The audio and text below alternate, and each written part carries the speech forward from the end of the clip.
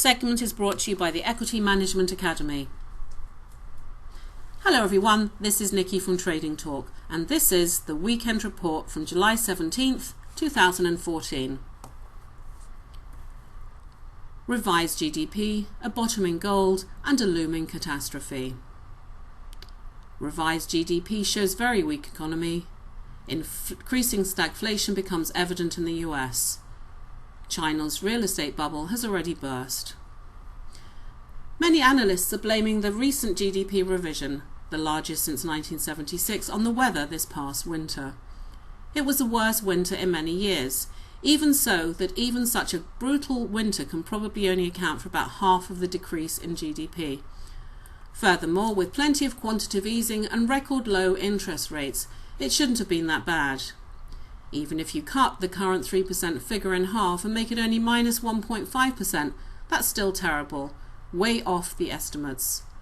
Worse estimates for the second quarter have already been downgraded to a 4% increase to a 3%. The consumer price index is also weak.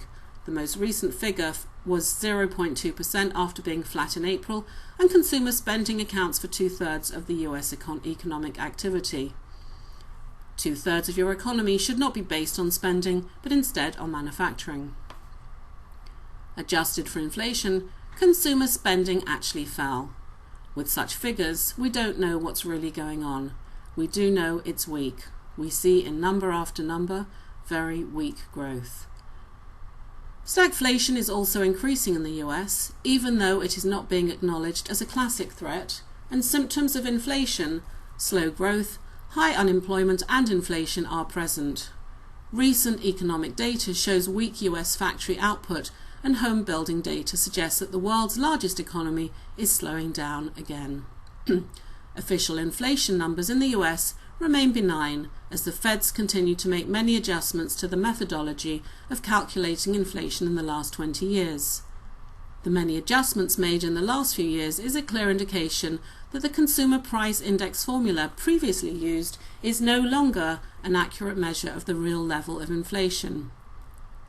What do the numbers mean? Expect a rise in interest rates by the first quarter of 2015. The current artificial low interest rates are robbing the average person of the future. The ability to put money in a savings account for a rainy day is a thing of the past. Who is benefiting? Equity markets, since investors can borrow money for almost nothing. Who's borrowing the money? Mergers and acquisition companies. M&A activity in the last 6 months has been averaging $10 billion a day, or nearly $2 trillion in total. Such figures are similar to those seen in 2007 before the panic of 2008. Cheap money is also fueling the real estate market. It's being engineered from the top. However, when interest rates rise, as I believe it will occur early next year, the economy will go down again. The downbeat of media coverage about reasons why gold should go down is another way to manipulate prices. At the same time, Latin American countries pawn their gold with Goldman Sachs. The Fed's goal is to keep you in currencies that aren't worth the paper they are printed on. When interest rates go up, it will strengthen the dollar, in theory, but even if it does, it will be short term. Why? Because when interest rates rise, the economy goes down as there is less available spendable income due to the rise in the cost of money. They'll come up with another scheme to try and pump up the economy under another name. In China, the real estate bubble has already burst, and money is flowing out of Hong Kong into the United States. Where are we headed? The days before 9/11, President Bush's popularity hovered around 50%, with the recent dot-com bubble collapse and a recession. After 9/11, the Federal Reserve lowered interest rates to 46-year lows, which ignited another boom. Look out beyond the economy to geopolitics.